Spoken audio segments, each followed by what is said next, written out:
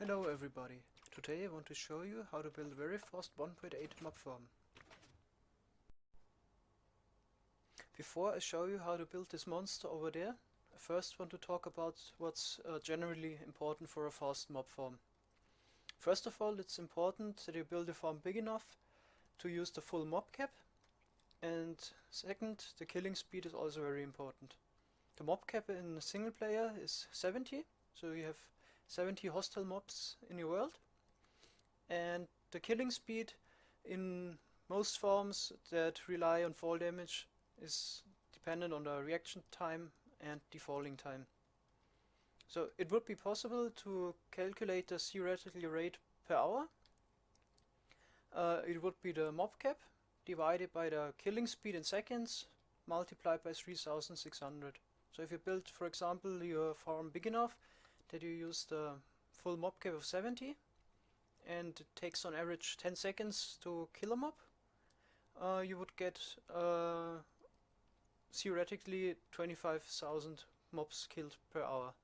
I first had to find out how far a mob has to fall down if he gets pushed over by a piston to be killed.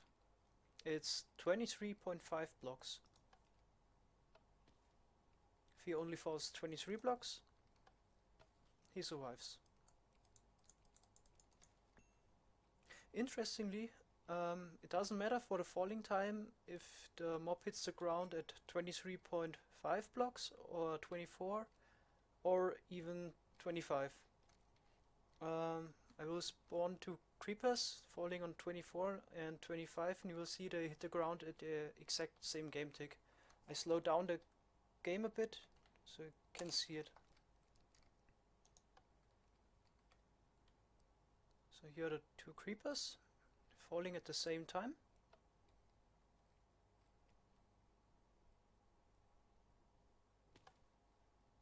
And they hit the ground at the exact same game tick.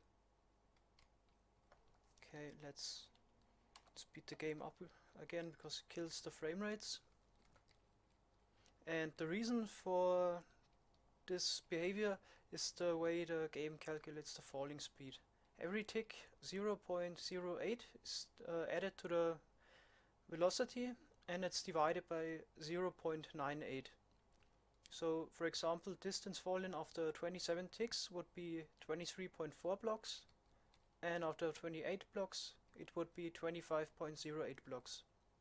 So it doesn't really matter if the mob hits the ground at the slab or after 24 blocks or even 25.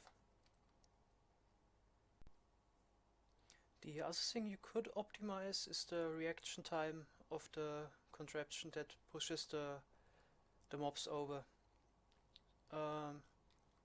Basically the tripwire and piston combination is the fastest it could be.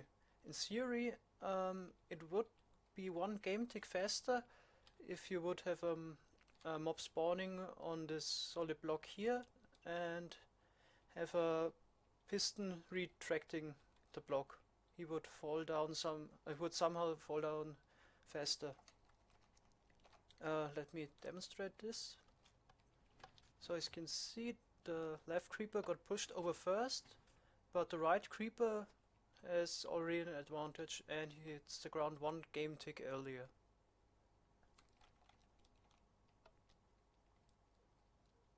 The downside of this is that this isn't stackable vertically. It would create a lot of lag if we would stack it like 5 high, and each mob that falls down from one layer would hit the next layer and activate the piston again. So that's not really an option to build a very big farm. One problem of the classic tripwire and piston farm was that sometimes mobs could glitch into the piston heads. That's a problem because they would block the whole line and also would counter the mob cap. If you only can kill 69 instead of 70 mobs, the whole efficiency of the farm is reduced by 1.4%. It's really hard to demonstrate this glitching error, but if you build a big farm like this, maybe you have and it's really hard to demonstrate it. So in order to prevent it, you could use sticky pistons and a glass block and activate the pistons via butt power.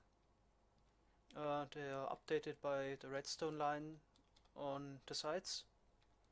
Problem is, spiders would be able to spawn here if there weren't cobblestone walls, so that's only to prevent spider spawning. Problem of this design is that if you hit the tripwire, that 28 pistons are activated at the same time, and also this farm isn't infinitely tileable.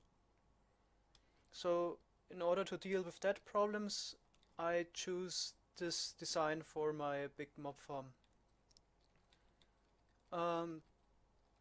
The pistons also get butt powered, but it's only the neighboring ones. So the outer ones just activate 2 pistons and the inner one activates 6, so that's still a lot less than 28. Also, I built the farm very closely together so that the back of the piston touches the other back of a piston, so the neighboring piston also would get activated. So in total 8 pistons are activated instead of 28 like with this design, and also it's infinitely tileable.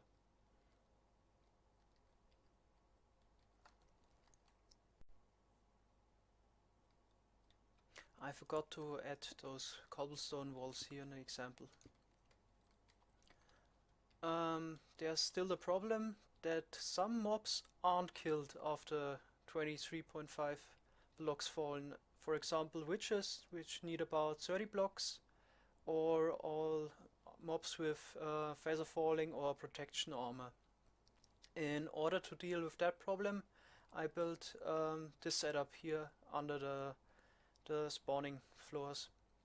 So the idea behind this is that mobs that don't get killed fall through those fence gates, but mobs that get killed hit those fence gates and their drops fall through.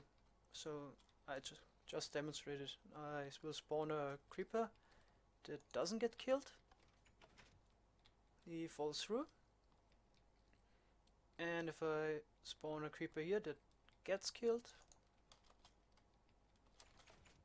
yeah, he gets killed and his mobs fall through the fence gates. I try to slow down the game a bit so you can see what happens.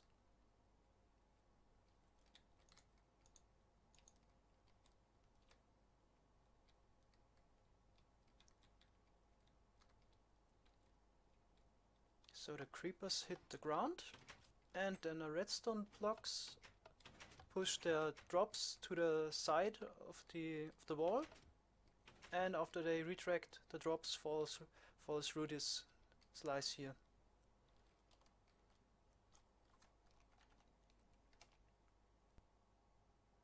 So I've taken care of most mobs except for the chicken jockeys that spawn very rarely. But they aren't a really big problem because they spawn so seldom, and this contraption also takes care of them, kinda. He has 2 options. He either walks on the glass block and gets suffocated by the iron blocks, or he just walks in a direction and falls down afterwards. So they aren't a real problem.